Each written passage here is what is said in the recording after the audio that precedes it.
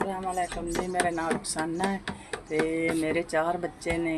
4 बच्चे देवर दे ने। भाई जेड़ा फौत हो गया है। यतीम बच्चे ने ते मेरा मियाँ जेड़ा वो भी बीमार रहिंदा है। उनका काम करने दे भी नहीं काबल ते 4 बच्चे ने। इन्हां दा भी तेरा मेरा करके खानी आ। अब्बू फौत हो गया ने, अम्मा भी कोई नहीं ने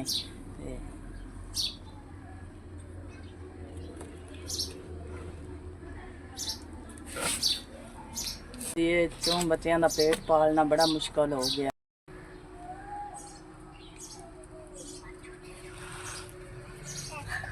मेरे पुत्रा अल्लाह ताला तुहाडा भला वे, अल्लाह सोना तुहानू सुख देवे। रब दी जात तुसीं यतीमां बच्चों का ख्याल करदे हो, रब दी जात तुहानू बाला देवे। मेरे पुत्रा तुहाडा भला वे, अल्लाह ताला वसदे रहो, जिउंदे रहो। हुण तक मेरी नवे रात समझदार घर छड़ी है। चाचू जी शुक्रिया। चाचू जी शुक्रिया। चाचू जी शुक्रिया। चाचू जी शुक्रिया।